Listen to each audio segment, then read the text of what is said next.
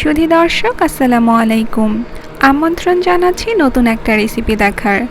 আজকে দেখাবো বাসায় থাকা অল্প উপকরণ দিয়ে কত সহজভাবে চিকেন শর্মা বানানো যায়। এর জন্য আমি প্রথমে নিয়ে নিয়েছি 1/3 কাপ চিকেন। এর মধ্যে আমি দিয়ে দিলাম 1 চা চামচ রসুন বাটা, 1 চা চামচ আদা বাটা, হাফ চা চামচ গোলমরিচ গুঁড়া, 1 চা চামচ মরিচ গুঁড়া, হাফ চা চামচ খাবার লবণ, 1 চা চামচ সয়া সস, 1 টেবিল চামচ কর্নফ্লাওয়ার। এখন এই সকল উপকরণগুলো খুব ভালো মতো মাখিয়ে নেব। খুব ভালো মতো মাখানো হয়ে গেলে চিকেনগুলোকে আমি আধা ঘন্টার জন্য রেস্টে রেখে দেব। এখন শর্মার জন্য রুটি বানিয়ে নেব। এর জন্য আমি একটি মিক্সিং বোলে 1.5 কাপ ময়দা নিয়ে নিলাম।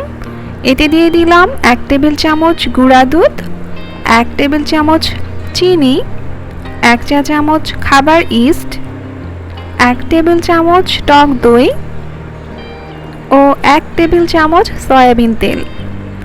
এখন এই সকল উপকরণগুলো খুব ভালো মতো মাখিয়ে নেব।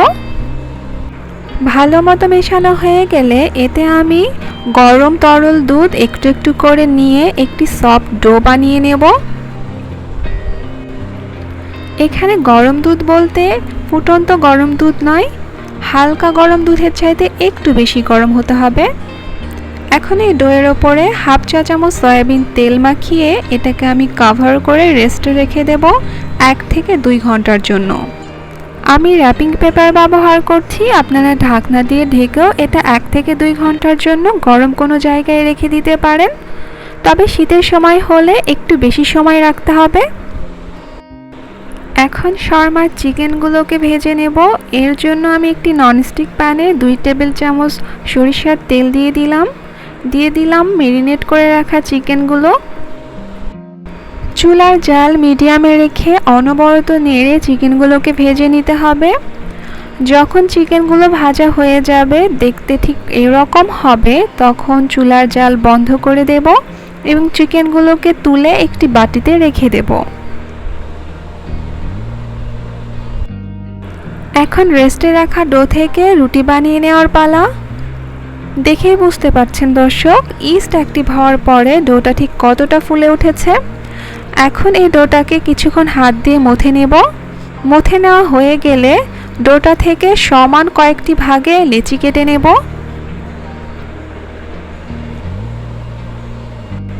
এখন একটি লেচি নিয়ে রুটি বানিয়ে নেব। রুটির পুরুত্ব ঠিক আমরা রেগুলার যে বাসায় রুটি খাই তার চাইতে একটু বেশি মোটা হবে, তবে নান রুটির মতো মোটা না।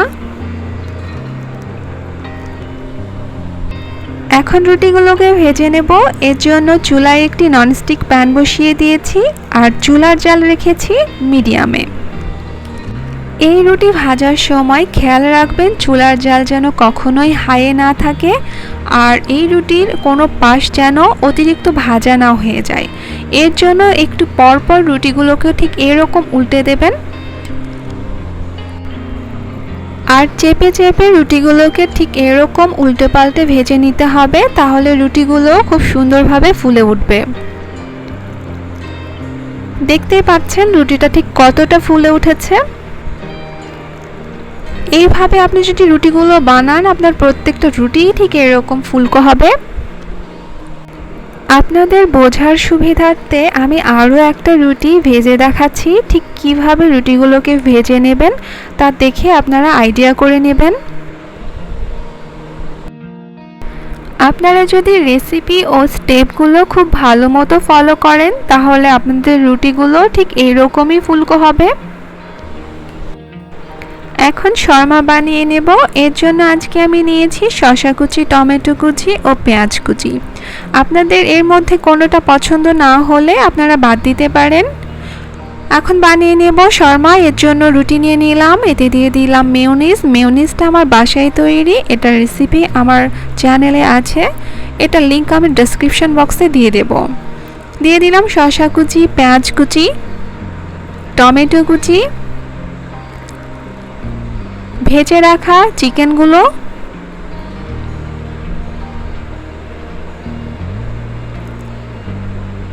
ও ওপর থেকে দিয়ে দিলাম টমেটো সস। এখন এই চিকেন শর্মাটাকে ঠিক এইরকম র্যাপ করে নেব। এরকম ভাঁজ দিয়ে নেওয়া হয়ে গেলে এটাকে আটকে রাখার জন্য আমি ব্যবহার করছি টুথপিক। আরও একটা রুটি নিয়ে নিলাম, দিয়ে দিলাম মেয়োনিজ। আপনাদের পছন্দ মতো কম বেশি মেয়োনিজ ব্যবহার করতে পারেন। দিয়ে দিলাম শসা কুচি, পেঁয়াজ কুচি, টমেটো কুচি, আবারও চিকেন পিসগুলো দিয়ে দিলাম। ওপর থেকে দিয়ে দিলাম টমেটো সস, দিয়ে আবারও ফোল্ড করে নিলাম। এই তো চিকেন শর্মা রেডি। এখন একটি শর্মা আমি কেটে দেখাচ্ছি ভেতরটা দেখতে ঠিক কীরকম হয়েছে। দেখে বুঝতে পারছেন শর্মা কতটা পারফেক্ট হয়েছে। আশা করব এই রেসিপিটা আপনাদের অনেক পছন্দ হবে। আজকের মতো এখানেই শেষ করছি। আল্লাহ হাফেজ।